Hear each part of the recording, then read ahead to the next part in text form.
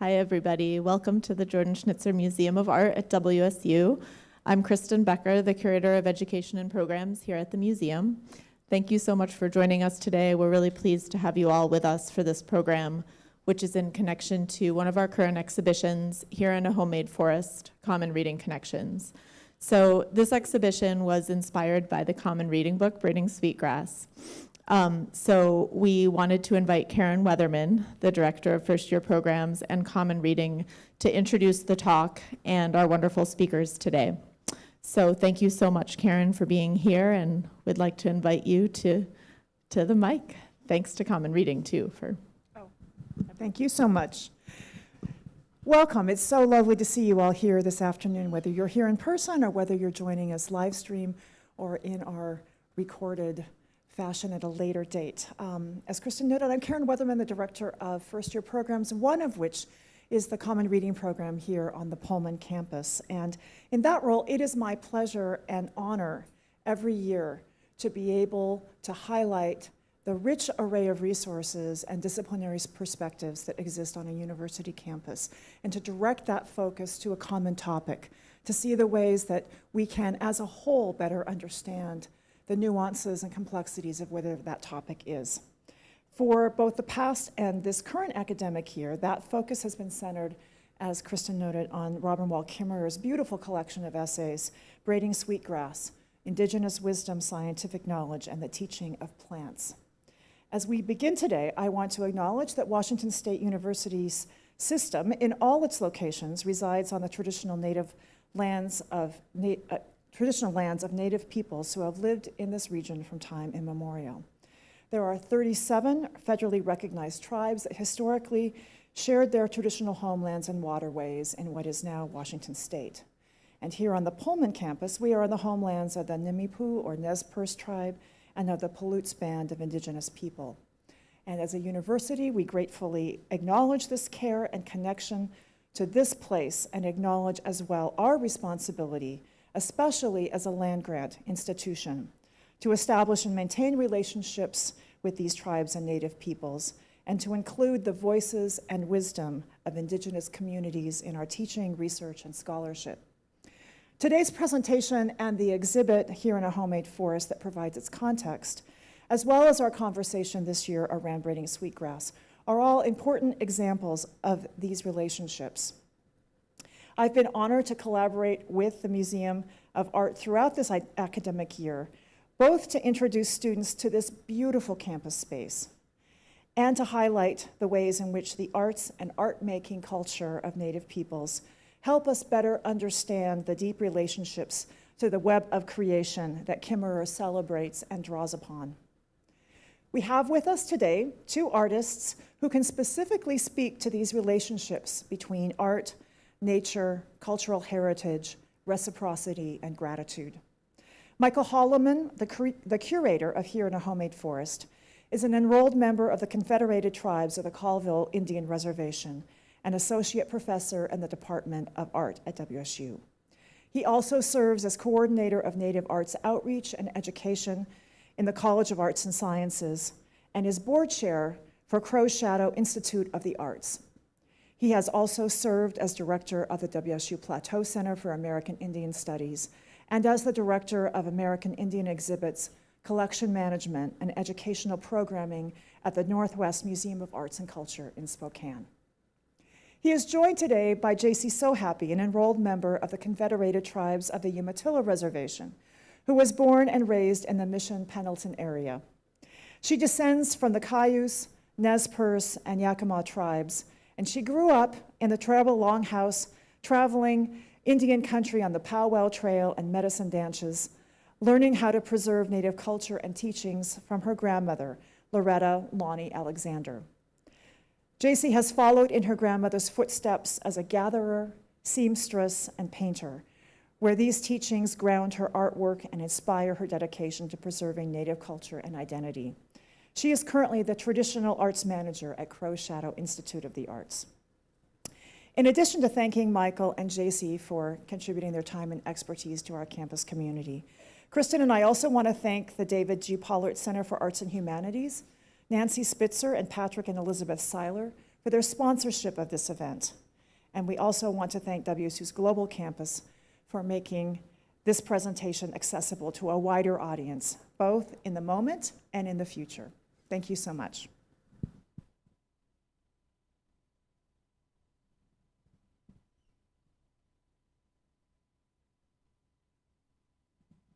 Are we good? Okay, thank you. Thank you all for taking some time out of your day to join us. It's always nice to be here at the Jordan Schnitzer Museum of Art and to see a number of faces that I recognize, students and colleagues alike, and to share some time with Jacy here. So I'll get us started and just kind of, I'm not one, I don't think that I want to spend too much time, and I try not to read my slides, but I have to say this quote by Robin Walkemer is a quote that I really appreciate. And so if I could do that and you indulge me, then we'll get moving on. Here in a homemade forest, poets, writers, scientists, foresters, shovels, seeds, elk, and alder join in the circle with Mother Cedar, dancing the old growth children into being. We're all invited. Pick up a shovel and join the dance. And so I'm really happy you're all here, and opportunity to kind of add dimension to her book, Braiding Sweetgrass, and to talk about the exhibit that some of you might have seen, and if you haven't, I encourage you to, and I'll be sharing images from the exhibition also, as we have here. So acknowledging an online audience, and a welcome to you that maybe don't have the opportunity to be here in Pullman. I'll try to speak as much as I can to some of the materials that are in the exhibition.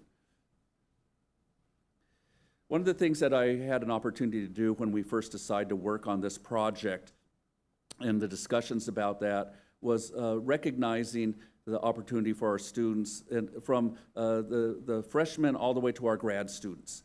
And this was really exciting to me because at the time I was teaching a graduate art history course.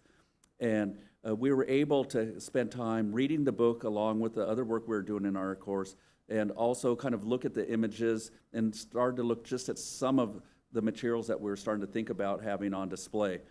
And it was a great opportunity for me as an instructor to have someone else in some ways contextualize a lot of the themes and ideas that I felt was really important when it comes to understanding contextually, in some ways, these kind of cultural materials. A lot of them that we'll be talking a little bit about today. And so one of my graduate students, Adam Stewart, who just graduated last spring, really kind of addressed and spoke to the themes that Karen so eloquently just addressed about the text, and some of the things of reciprocity, ecological concerns, and community, all these things that I think Robin was so wonderful in expressing and giving examples of, and hopefully we can add a little to that with our presentation today. So to talk about just a few goals, of course, we're going to talk about some of the materials that you would see in the exhibition and add a little more breadth to them. And again, talking about the importance that is something for us culturally, and this idea of intergenerational knowledge, that it really kind of helps us in some ways better understand the people that were making these items. And then finally, we'll spend the latter part of the presentation much more with Jacy herself to talk about some of the materials that she's working with. And maybe I'll stop here and give a brief kind of statement about some of the things that I feel are really important when we're talking about these cultural materials. And when I'm working with my students and we're talking about artifacts, cultures of objects that are historic or present, I always try to get the students to have this idea that we, in some ways, we're walking around these materials. And when we're walking around and looking at them, we're seeing them with a multitude of kind of eyes. And they could be historic. So we know some history. So we're looking at things from a historic point of view. And the amount of history that we know of that time, that era, informs the things that we're seeing. We can look at things from a political point of view, what was going on in society at that time. We can look at things just practically, just descriptive. This is an oil painting. It's this size. This is what the subject matter is. We're not really analyzing or interpreting it. Or we can look at things from a cultural context. And we can look at things and understand maybe some things about these materials from the people that made them that might be very different than the things that we're aware of. And in some ways, that's the opportunity we have today, is to kind of try to add some breadth of understanding from a cultural point of view of the items that you might see if you're in the exhibition. And the start for us, and as we're putting this project together, was twofold in our relationship with Crow's Shadow. Both Jacy and I, as mentioned, are a part of Crow's Shadow, and we're real proud of the relationship that we have. They're noted very obviously for their print facilities at a national, international reputation, but it's also the programming and the importance of the work that is done within the community there on the Umatilla Reservation, and that's as important as anything for the vision of the institution. And we'll let Jacy talk about that a little bit more as we proceed. So just a quick kind of overview, just thinking about some of the materials. If I take you into the collections and we're looking at some of the materials, I'd start to talk about maybe just some of their functions, just the basic kind of things that they're used for. So we might say baskets, cooking, and that might be kind of confusing. How do you cook in any of these baskets? So what we do know is that the weaving of some of these baskets was so tight, so strong, that they obviously could hold water. And in doing so, they would take different materials and they would be able to heat rocks up to the point that they would boil the water. And they could drop rocks into the baskets and then make something, like a stew or a soup, and that the baskets were that tight. And so if you look in the collections and you see some of the baskets, and if you really looked inside of them, you could see something where it actually created that kind of surface inside. And so it was a cooking basket. We'd know that's what that was for. Storage seems pretty, typical. We were talking the other day, Jacy and I, about these baskets and just the insides again of the kind of the juice of the berries or things that stain the inside. So the usage of these are materials that were utilitarian. They're part of everyday, life. And we might even have them used to carry items. They'd store items. But they were even known, baskets or things, to be large enough to support children. Other uses would be gifts, gift giving. It's a very important part of our culture, and also items that might be made not just for prestige. I think people want to have this view of Native Americans maybe so distinctively different from all of us that there might be a challenge to see certain things that we share. And so as my colleague at the Northwest Museum of Arts and Culture, Tisa Matheson, used to say, some of these bags were like Gucci bags. You would carry them proudly. The designs and the way they were done, the expertise was something of much pride. And I think Jacy also can talk about some of the materials at times are done in kind of a memory of people. They're done in ways of honoring other individuals. So there's multiple functions for the materials that we'll be talking about. And with some of these ideas, as we kind of leap forward, I have a little asterisk there, talking about, how old some of these are. For a lot of the native cultures, these materials, preceded humans. And so in our mythic stories, our understanding of ourselves and the world that we inhabit, a lot of those stories have that quality. So these roles, these materials, talking about them, how they're made. So if I was to talk to you again, and we're talking about just the practical description, how they're woven, how they're twined, the different designs, we could spend a lot of different time just pointing out these distinctive characteristics of these materials and the transformation of the materials as they changed. So with the introduction of new materials, new kind of opportunities with color, other kind of the way designs are created or what the designs actually might be started to change. And this is very important for us to speak about because it's something that's very natural for the Native communities. However, at times I think people feel that maybe there was this place and time where natives were authentically native without any influence of, modernity, of outsiders. And so those materials are coveted. Maybe those are the materials that were looked at for collecting. But it really, in some ways, is erroneous because Native people were always interested in new materials, whether it be something that someone had from further away that they traded with. So if we have dentalia that came from, Vancouver Island, made its way to the plateau, that was highly sought after because it was something we wanted to use for our dresses or other materials. So these sort of things I think are important for us when we talk about that. Also, the idea that it's a part of our lives that we can look at these and see things about who we are and where we came from. And where we came from, of course, is a place. And so for a lot of the Native people, when they're talking about these materials, the baskets and that, they're also talking about a place. And so they can look at the materials, they can look at these and know a place where people came from. They had that ability to recognize that and the uniqueness of certain areas in the materials that were used. And that's very important because those places, those homelands, obviously were very important to those people. So the image that you would have on the left is actually a big fishing basket. And so they would create those as, they would place those in the rivers to catch, salmon or that coming upstream.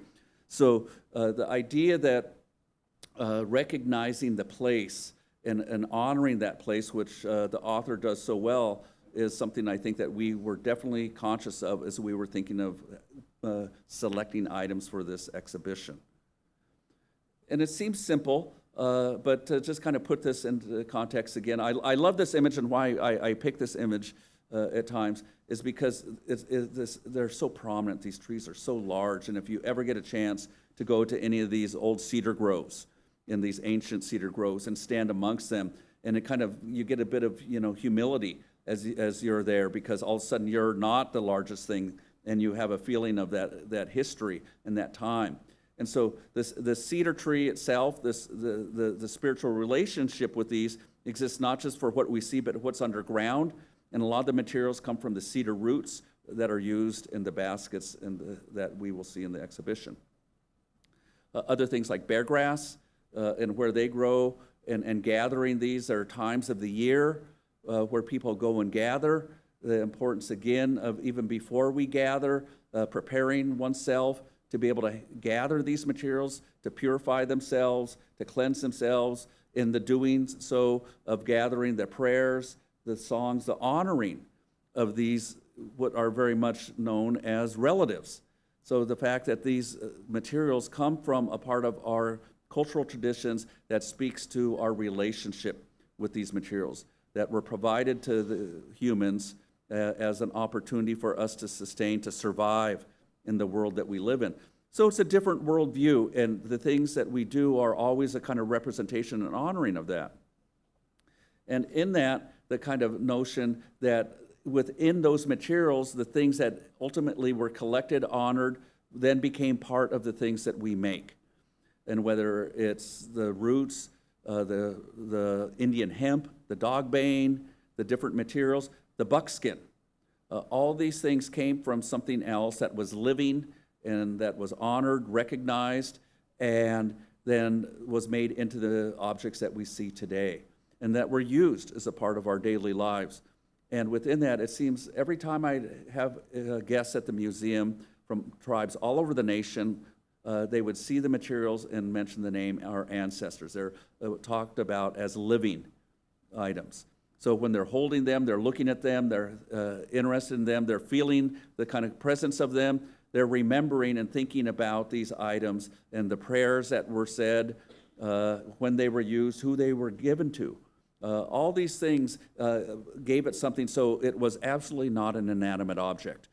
And I always tried to kind of recognize that, and I know a lot of institutions work really hard to recognize that, not just in the way they describe them, but for how they provide access and allow Native communities to come spend time with them. So we might see something like this. This is an image of a basket that's in the collections at the Northwest Museum of Arts and Culture. And it's an image that in some ways might be just remarkable. It's an object by its own that's really beautiful, that's stunning.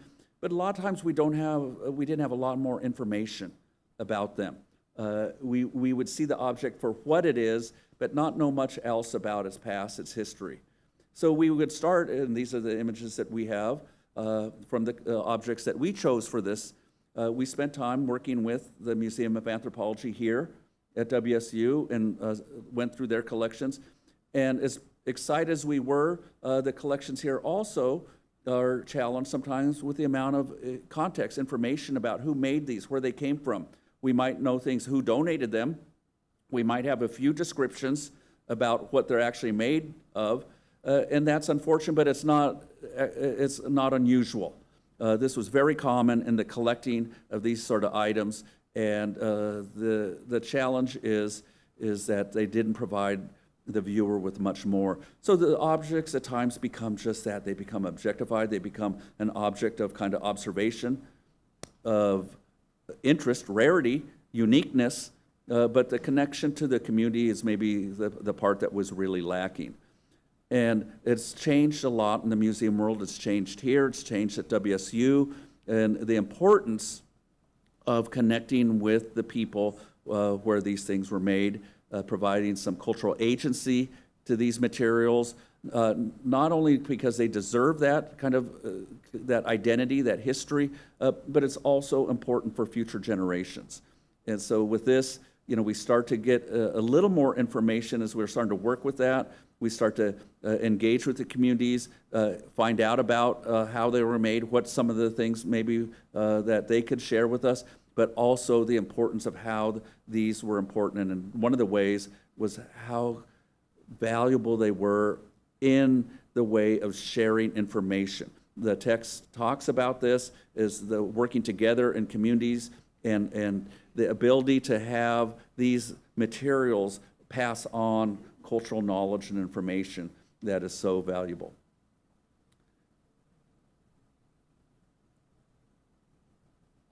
And what I want to do is just take a minute and maybe if Jacy has any comments or thoughts on some of these materials. We've been talking about these ourselves, and maybe if you have a thought you want to share with us, Jacy. Okay. Well, I didn't get to see these in person until this morning. So I'm really glad that I went through the museum to see them in person, because the pictures don't do them justice. Just as well as some of the photos you'll see later, I wanted to bring examples of my art, because sometimes when you see pictures of these, then you think that it's an object and that these things live their own lives within our family. Some of these things have lived through my great-grandmother's hands, and they get to be on my daughter's feet. Or some of these baskets, like when we talk about like the berry stains and stuff like that. When I see some of the baskets, like put in a museum, I'm like, oh man, that basket, it must be thirsty for berries, because I think of it as, being a part of my family. The baskets that we have in our family, they get taken out and we clean them, and we, clean them before we put them away, and we take care of them because they help take care of us. And so those baskets, those are a part of our family as well. And those get to be, for my daughter and my daughter's daughter, that came from my great grandma and that came from her aunties and her grandmas, that these are living things that we get to take care of, that Mother Earth was blessed enough to gift us with these things, and we had enough creativity to make them look beautiful as well. Well, thank you, and I think about that, and the quality. I had a colleague when I was at the Northwest Museum of Arts and Culture. Actually, he was at the National Museum of the American Indian in Washington, D.C., Dr. Bruce Bernstein, and he came and visited us. And looking at the materials we had in the collection there, he'd made a comment that I'd like to share. Is he said, you know, for the communities that he worked with in academia, where he did his scholarship, he wasn't Native. You know, what the things that they were studying, the material culture, what they once were, they no longer are. And so they became something else once they made their way into the museum. They were there to be taken care of for at least 500 years. That's the kind of standard. We're going to preserve these for 500 years. And we can study them, analyze them, talk about them in specific ways, as I'd mentioned earlier. He said, but the more time that he spent in Native communities, the harder his job became. Because he said for the people that he got to know in the Native communities, what these once were, they always are. And I think that's a great way as we kind of move forward and kind of start to talk about some of these things and what they always are, even though they're maybe not in the communities anymore, but the community still comes and spends time or gets a chance to know about them. And this was one of the items I wanted you to speak about, if you have it. Yeah, well, this photo came to me, I was like, oh, I already knew that it was Nez Perce before he told me that it was Nez Perce, and you know, that has to do with like the mountain design and the star, and that just is kind of like a pattern that I've seen in my grandmother's work and my family's work, and that's kind of some of the stuff that I save in my work as well. So the mountain pattern, these were moccasins that my great-grandma, my puch, my mother's mother's mother, is kind of what puch means, my grandmother's mother, I guess. And so she made these moccasins, and she holds a lot of the mountain patterns in there. And then these are moccasins that my grandmother made, my kata, my mom's mom. And so she made these, and then these are moccasins that I made. And then they also have the mountain. So that's how a part of me paying homage to my great-grandmother. She was, I guess they'd call her what do they call when you're an expert beater, you know, and you don't know that you're an expert beater until long ways, you know. She didn't know that she was an expert beater. She was beating because she wanted her family to look beautiful. And that's what she would say when all these women were lined up on the wash at the longhouse, and all these women are dressed up in their best. And then she would be like, oh, they must be loved. Those girls must be loved. And that's how I want my daughter to feel. I'm doing this because I love them and I want them to feel loved. I'm not doing it because it's beautiful. I'm doing it because I love it, and it's a part of my grandma and my great-grandma and all of these women before that. Their knowledge got poured into that cup and into that cup, and it made its way to me. And my hands get to do the same thing that my ancestors did. And it makes me feel really good that, you know, it's corn husk, it's all these different colors of corn husk, and it's so evenly, and the pattern isn't swayed or anything.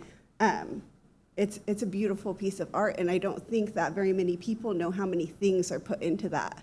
That corn had to be dried, the husks had to be dried, they had to be dyed. You probably had to trade for some of that cotton material on the side. That smoked buckskin, that was a whole process to make that one little tiny string that you cut off of a whole hide to put on that. That's a whole story of a hunting party, of these teachings of men taking these boys out to hunt, of them teaching them how to smoke a hide and processing everything from that deer and being able to say thank you for trading their lives so that we could have these things. And it's a trade. The animal laid themselves down for us because like we talked about, I think that humans are pitiful, and you know that's why the animals and the plants are here to help us. because we wouldn't be able to make it on our own. We don't have claws or sharp teeth, you know, and I think that we think we're at the top, but we're not, because if the Creator didn't give us, you know, the plants and the water and the animals, then how would we survive? You know, so I think we forget how much effort is put into these things and how much of these different steps came all to put one thing together. Thank you. And I think the idea of this kind of intergenerational, which I loved in the text, is not just about ourselves and the Native communities, but, you know, Robin really reaching out to non-Native and recognizing the interest in so many people about this connectivity and trying to understand a little more of these different kind of relationships we have with the environment that we live in. And so we have different examples that we chose from the museum for this, and you know, we can see the corn husk again, the Indian hemp or the dog bane. We have materials where we started to integrate new materials, where we have new dyes that are different than maybe traditional dyes. Yarns are imbricated, figurative designs, other things that we might see. And we see these same transitions also in the other materials we borrowed for the exhibition from the Jordan Schnitzer Family Foundation, these kind of beaded bags. And once again, these are very old. You know, they're over 100 years old. And they, but at the time, the beads that we think of in this type of beading, these replaced what would have been used historically as porcupine quills.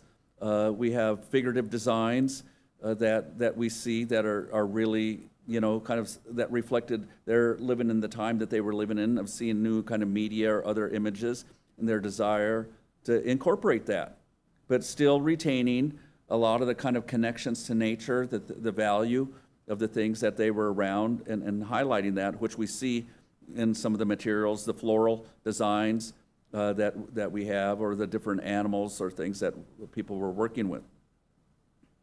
The other idea that I wanted to just kind of touch upon briefly, and which is really a transition and spending some time with Jacy here, the last little bit of time we have, is to talk about just this intergenerational knowledge, the evolution of the kind of creation of these items, the sharing of this skill set, the importance of it, not just as the making, but the connection between community, the sharing of knowledge, all these things that we recognize in the reading that and the essays that are so wonderful, and the opportunity to kind of show the kind of examples of this that Jacy brought with her, but also are on display in the exhibition. And so, you know, the idea that for a lot of Native people, this kind of being bound, kind of placed in the past, having to exist somewhere that doesn't exist anymore, we hold on to that place and we honor it, but we also know the importance of taking that knowledge and bringing it forward and sharing it with future generations. And so doing that, we had the chance to work with Elaine Time-Atwa Emerson in the past, and she taught and worked with another artist that we know, which is Joe Feddersen. And so this kind of intergenerational, and Joe, like others, is working with others now that are younger. So just a continuation of this is not just in the making, but in the engagement, the utilization, the continuing of making these materials that are for use, still for digging roots, gathering berries, part of our ceremonial life. And so that's a privilege that we have to be able to show that example here in the exhibition. And I wanted to maybe let Jacy talk about Joey, who's one of our highlighted artists, because she knows and works with Joey. Yes, Joey is one of my favorite people. He has inspired my artwork tremendously. A little emotional. My first basket weaving class was when I was 12 years old with Joey at Crow Shadow. And it was with my grandmother. And my first workshop that I got to host as an employee of Crow Shadow got to be with Joey Lavador.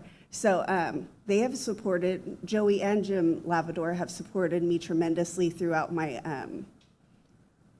my artwork journey.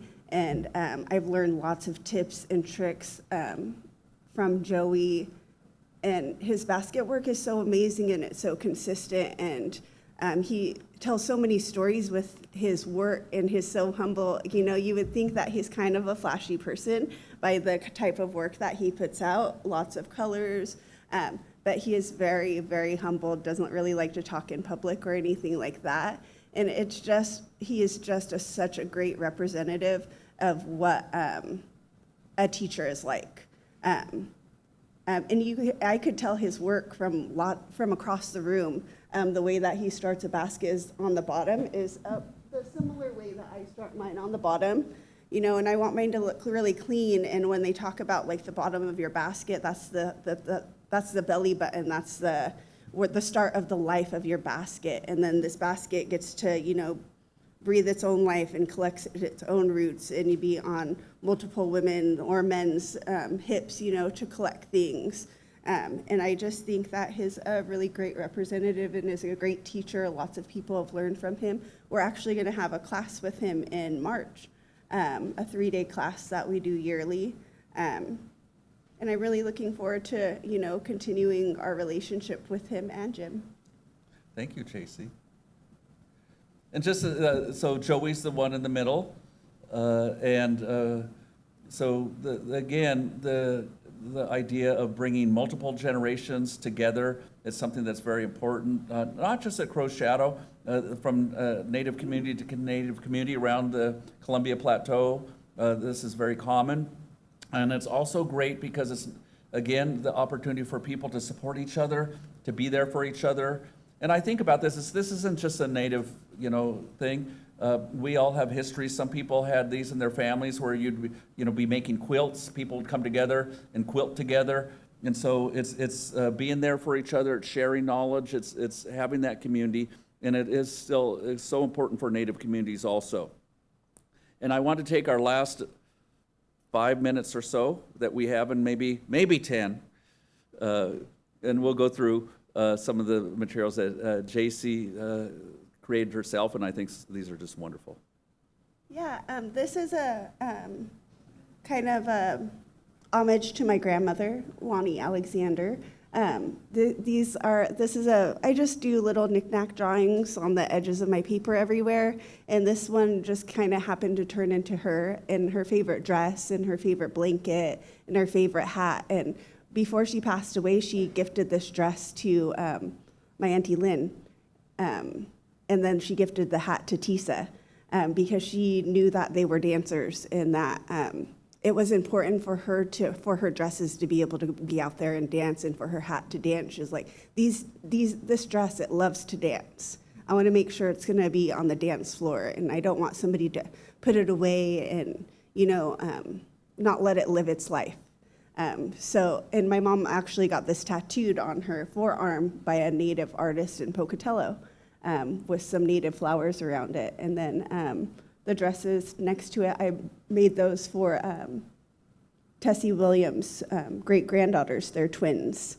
And so I made those for them, and they wore them at this roundup. And those are wool with elk teeth on it, and they look so cute in them. And then wool dresses is something that is kind of fairly new to me. I never made a wool dress after my grandma passed away. Took a break from sewing for a little bit.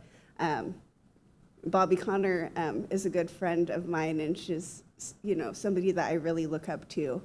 And she kind of pushed me out there, and I need you to make me some dresses. And I thought she was talking about wing dresses, and here she was talking about some matching shell dresses for the Happy Canyon Court that year. So I had the honor of making those, and then that kind of started me into my dressmaking kick. And then this was for, the one on the left was for my friend, Shelly Minthorn, and that's done with Teton wool, really expensive. It took me about 3 days to fold it and unfold it to be able to cut it, because I was scared to cut it.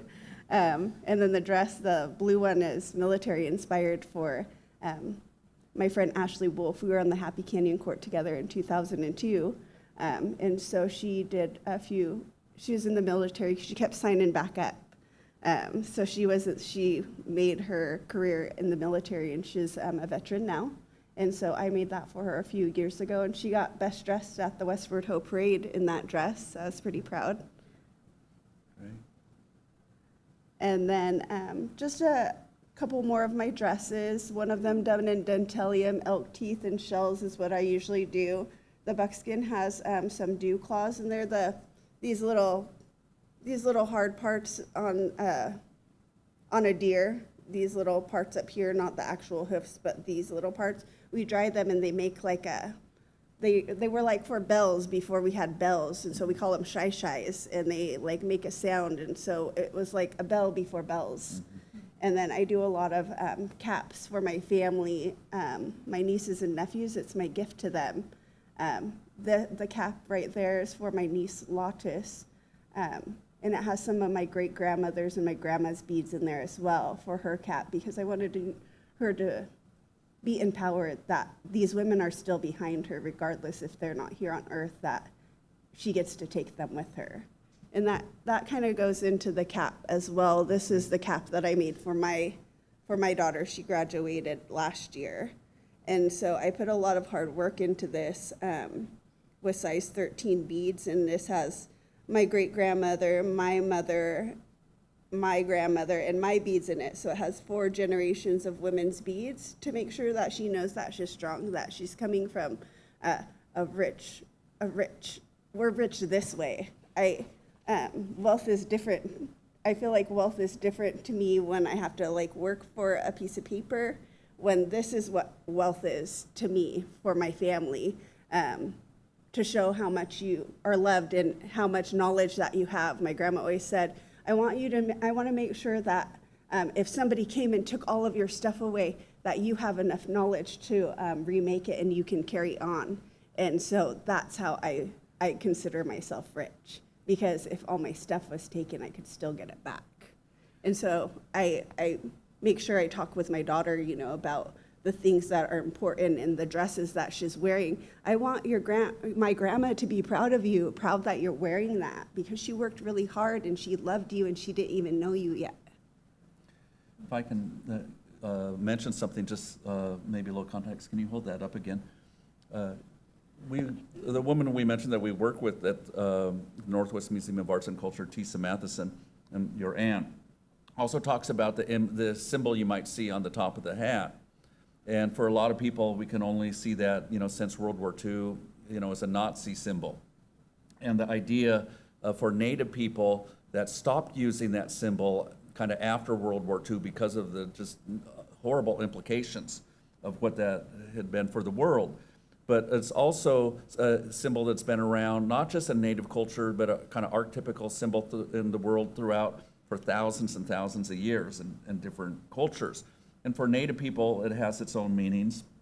And it's in a way of kind of reclaiming that and bringing it back for a lot of Native cultures, away from something that was negative back to something that was positive. Where I'm from, in the Northern Plateau, it's kind of the 4 winds. There's different ways that it's spoken about, but it's a very important thing. And so these sort of things still, that how we can share with others and talk about things that have meaning and value to us, I think is really important. So thank you for sharing with us. And these are some more of my caps. The green one is for my sister, my baby sister. And then some of my ribbon skirts that I do. It's funny that I didn't intentionally mean to start being a ribbon skirt maker. My niece, Lotus, wanted to be Indian sharp for her homecoming dance. So she wanted me to make her a sequin overlay ribbon skirt, and I've never made one before. And now I know I don't like working with sequin material, but it turned out so cute, and then it started into this whole, and now I'm the ribbon skirt lady at home. And I didn't have my own ribbon skirt for a really long time until like the past year and a half, that now I have a small collection of my own, because Indians are gifters. So when I wanted to bring some of my stuff, I'm like, oh, some of it's not done, but that's okay. It can be in the process, because a lot of my stuff, as soon as I make it or before it's even done, I already have a plan for it, or to gift it to it, or if my grandma visits or somebody comes to my house, I gift them something. And I think it's throughout Native America, the kind of it's better to give than receive is really an important part of who we are as a people. And it's not just a feeling, it's a part of, respect and honor of our families and who we are and who we give to. And so it's something that in many ways, it kind of, just a little side note, because of that part of our culture, materials that were gifted and found their way in different communities, and then when those were collected, those items were collected from those communities in times where it was very challenging for those Native communities, and that they would sell, or these items would be taken from those communities. They were maybe labeled from that specific community, and maybe they didn't originally come from that. They were gifted at some point and made their way to that community. So these are the things, as we work more within Native communities and they spend time with these collections, they're able to help museums and that make that clarity and say, well, actually that isn't, from this area, that's actually from this area. And or like dowries, Yep. like when people are married into a family, my grandma used to tease us, well, I get lots of horses for you. And I'm like, whatever, because she'd try to set me up. So, some of those, could have been traded, and those could have been traded items that were in the dowry. Yep. And as we kind of just finish up, to go back to Crow Shadow, an example of the workshops that are done there, and Jacy, of course, is really the one who puts and organizes these and supports the community as we do at Crow Shadow for having community members come and participate. And as a little plug again, and we'll be doing this for the next couple days, right, coming up here at WSU. So we're really happy to share this with our community here at WSU, and looking forward to that. And anything you want to say? Yeah, and it's great because in some of these classes, it has multiple generations of women and men in there, that this is, the time that we get to share our stories, we get to share ideas, we get to share patterns. Even though we're sitting there doing something, it's the time that we get to share. So one of my best friends was in this class, Dora, and her daughter, Nevaeh, and her mom, Kemi. And then me and my daughter and my mom were also in that. And so they lived across the street from us growing up. And so it was so cool that we get to see each other and pass each other, when we're going to the store, going to work, but this time we got to, sit down and visit with each other instead of just seeing each other and passing, that we haven't got to do in quite a long time. One of the things when we were looking at this, I really like this also because the color, and being here amongst where we're around so much color here, this was really exciting to me because, for the longest time you had these old historic images, everything was in black and white, and the Native world was looked at kind of in the past that way, but there was so much color, and there still is, and that's something we're really, really happy and proud of. This is one of my favorite pictures. Joey had totes of his baskets, and I could have probably spent the 3 days just checking out his baskets, not even doing my basket. And then I'd want to start a new basket before my other basket was even done, because then I had a new idea. And so with that, save a little bit of time. Oh, and one of my favorite slides here, another drawing from Jacy. Yeah, and this is just a depiction of a strong Native woman to me. I draw a lot of Native women. So this is my katsuyayo, my thank you for you guys asking me here to share some of my time and sharing your time with me. And thank you all. And I hope we left a little bit of time for a few questions. And more than welcome to take some of your questions. Thank you.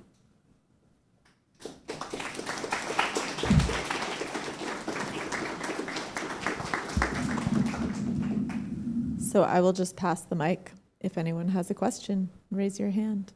We've got about 10 minutes, I think. I have a question about the cowrie beads. So what do you know about the trade patterns that resulted in those being incorporated into Northwest?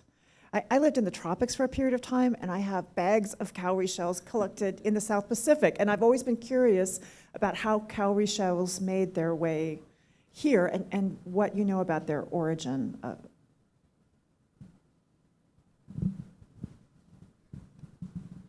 Well, I will say, prior to any kind of European contact or that, just the trade routes were so extensive in the plateau, the Columbia River Plateau, whether it is actually trade from up and down the Columbia to all the tributaries, the different rivers that flowed into the Columbia.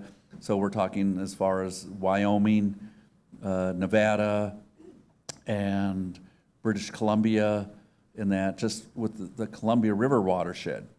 The mountain passes that we drive over, when you go back to Seattle and go over Snoqualmie Pass or that, those were actual trade, those were trails where the natives would go up in the wintertime, the summertime, and go berry picking, and they would meet up in the berry fields, and the tribes from Puget Sound would meet and kind of intermarry and that with the people from the plateau region.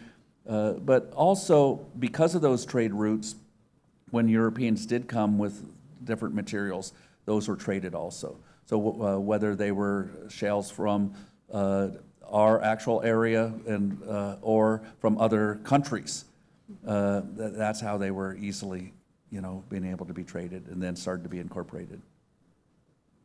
Yeah, I think they were just like traded to a tribe, then traded further and further. I mean, I don't think some of like the contact, our trade routes were like just like the settlers' trade routes. We did a lot of trading before. We had group encampments like at Wallowa. We talk about, that being like a summertime home for multiple. It's like a get together where you can come and can have a whole, you bring what you need, you have, and then you do a big trade during the summertime, that what you need for camp.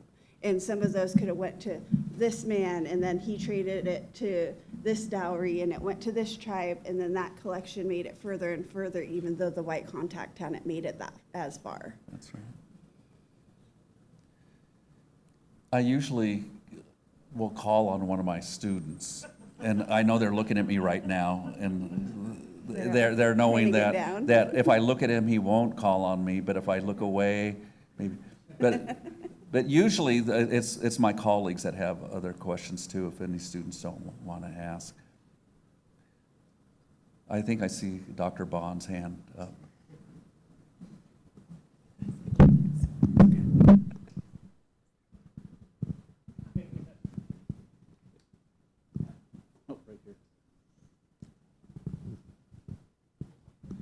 I wrote down that you made the items with conscience. What do you really mean about that part? Like about how when in the making of stuff? Yeah, because I wrote down like you were making it with conscience, that they were not just an item without soul, so you're like you Yeah. put something in there. So when I talk about creating, my grandma always talked about creating with intention, that I have good thoughts when I'm beading this because somebody else is going to be wearing them. I make a lot of my stuff for my daughter, so I am thinking about good fortune for her happiness, for good health for her, and I'm trying to put all these good thoughts into these because those thoughts are connected to this, and then she's going to wear them, so then she's going to soak into my thoughts. So I don't want to create with bad intentions. It's kind of like when you're cooking and they tell you not to cook for other people when you're sick or when you're not feeling good. So like when we collect food, say if we lose somebody in our family, there's a year of grieving. So if I lost my mom or my dad or somebody in my close immediate family, I wouldn't gather food for the community because my grief could be soaked into that food, and then I'm feeding my grief to other people. So we talk about creating and collecting food and cooking for each other in good conscience, because our thoughts are not just for ourselves. It gets put into these things, and I bead them in, and I weave them in, and I sew them in. I sew all my thoughts into there. And the people that are going to wear them, they're going to soak those in, and they're going to get my thoughts. And so I have to be conscious of how I'm thinking and how conscious as I am. When we talked about prayer, about how we cleanse our body before we go hunting or we go get berries, and then we're thinking of good thoughts, so we sing songs so that our minds are, it's kind of like in meditation when we're singing, because we just are consistently doing it, and I don't really notice that I'm singing, because it's kind of like a meditation thing when we're praying. So that's what I talk about when they have lives. And like, I don't want to put my grandma's moccasins away because there's a couple beads missing, because she made them for us to dance in. She made them for us to go pray in. She made them for us to keep going. So like moccasins that I made for my daughter when she was really little, my mom would be like, oh, take them off her, they're getting ruined. And I'm like, oh, but they're hers. I'm gonna let her run. If she wants to wear them, I'm gonna let her wear them as much as possible, because she wants to. She wants to wear her moccasins to the grocery store. She wants to wear her moccasins whenever. And my grandma had this little jingle dress for her, and it was her play jingle dress, and it was so stained in the front. And I'd be like, take that off, you're gonna eat. And my grandma's like, that's hers. You let her wear it whenever, so that she wanted her to want to wear her Indian stuff whenever she wanted. So whenever I wanted to get dressed up and have a powwow in the middle of the living room, she would go out there and cheer me on and turn up the music and say, let me take your picture. And, she wanted us to feel comfortable in this stuff, that when I go to the grocery store and I'm wearing all my Indian stuff and I'm walking around like, why are people staring at me? Because I forgot that I'm wearing my Indian stuff. I forgot that, I will look at people like that. We used to walk around in Wallowa, and my grandma would be in her wing dress and braided up and moccasins, and people would be like staring at. I'm like, why are they staring at my grandma? And I'm like, oh, because we're all dressed up, and it's not normal for other people, but it's normal for me. Thank you. Are we close?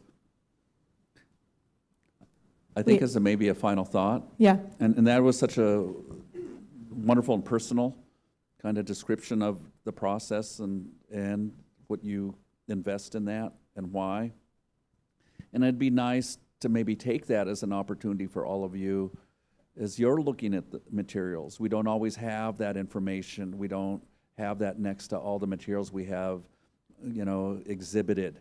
But knowing that, as you're looking at some of these materials, you might think about that. You might think of who made those, who they were made for, what they felt, what that relationship was. And I think those materials would be very happy to know that you maybe are conscious of that and thinking of that. Not just who they were for, but where those materials came from and how important that was, and kind of this larger connection between humans and the world that we live in and that we share and are responsible to. So thank you all very much, and taking your time, and go Cougs.